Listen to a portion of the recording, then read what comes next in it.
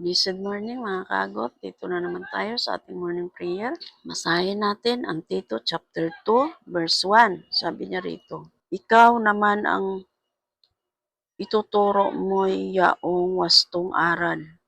Sabihin mo sa matatandang lalaki na sila'y maging mahinahon, marangal, matimpi, matatag sa pananampalataya at pag-ibig at matyaga.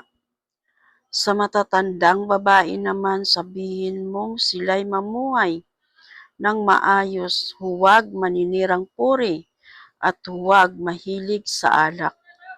Magturo sila ng mabuti upang maakay nila ang mga kabataang babae na magmahal sa sariling asawa at mga anak. Ang mga babaeng ito'y kailangan din nilang turuan, maging mahinahon, malinis ang isipan, masipag, mabait, at masunurin sa kani-kanilang asawa upang walang masabi laban sa salita ng Diyos. Ayan, purihin ang Diyos sa buhay natin, mga kaagot. Dahil ang mga sinasabi dito ay para sa ating mga lalaki, mga babae.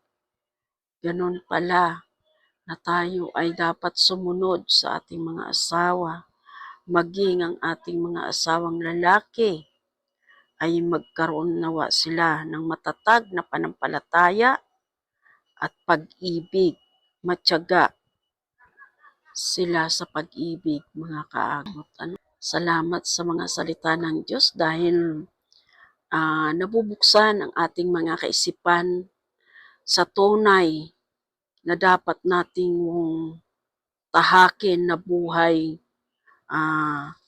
mag-asawa o wastong aral sa buhay natin, mga kaagot.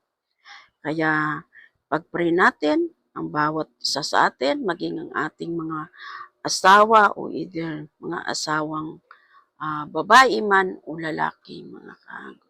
Pray na po tayo, mga kaagot.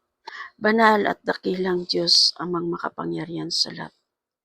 Panginoon, ay lubos kami lumalapit na nanalig ng palataya sa iyo sa umagang ito. Dalangin ko, Panginoon, sa bawat buhay naming mga lalaki o babae, Panginoon, na magawa-nawa namin, Panginoon, ang kautusan mong ito, Panginoon, na patuloy kaming sumunod ayon sa iyong kalooban, Panginoon. Dahil ang totoong pamumuhay o aral na ipinagkaloob mo sa lalaki at babae, Panginoon. Sa lalaki, Panginoon, ay magtutyaga sa kanyang pananampalataya, Panginoon, at magkaroon ng matatag na pag-ibig, Panginoon, Lord Jesus. Hallelujah, hallelujah. Salamat sa buhay ng mga lalaki, Panginoon. Ganon din, Lord God, sa buhay ng mga babae, Panginoon, na ipinagkalooban mo ng tamang aral, Panginoon, na magkaroon, Panginoon, ng buhay na ayon sa iyong kalooban, Panginoon, na huwag manirang puri, Panginoon, Lord Jesus, mahinahon, Panginoon, Lord Jesus, sumunod, Panginoon, sa kanilang mga asawa upang walang makita, Panginoon, Lord Jesus, na labag sa kalooban mo, Panginoon, ang gagawin ng bawat babae, Panginoon. Ganon din, Lord God, na ang mga babae ay patuloy lamang magkaroon ng tamang attitude na karapat-dapat kalugod-lugod sa iyong harapan, Panginoon. Lalo na, Lord God, na ipagbawal mo, Panginoon, sa mga babae na huwag uminom ng alak, Panginoon, Lord. Ganon din, Panginoon, na magkaroon ng tiyaga din, may malinis na puso at mahinahon, Panginoon, Lord Jesus. Dalangin ko, Ama, na ang lahat ng mga kautusan mo sa iyong mga salita ay masunod at magawa naming mga babae o lalaki, Panginoon, sa awa at tulong mo, Panginoon, Lord Jesus, at mga kasalita mong ito, Panginoon, na aayon sa dapat naming lakaran na pamumuhay bilang isang babae o lalaki. Pinagkalooban mo ng wastong aral ang bawat buhay namin, Panginoon. Kaya dinadalangin ko, Panginoon, na ang mga aral mong ito ay masunod namin na mayroong mapayapang kalooban at puso, Panginoon. Salamat, O Diyos, sa mga salita mo dahil patuloy na mabuksan ang bawat puso't isip naming mga lalaki at babae, Panginoon.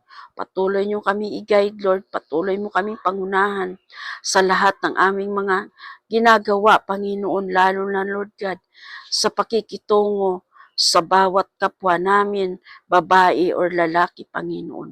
Salamat, Ama, sa bawat buhay namin na pinagkaluban mo ng aking talino ang bawat isa sa amin, Panginoon, Lord God. Salamat muli sa lahat ng biyaya at pagpapala mo, Panginoon, sa umagang ito.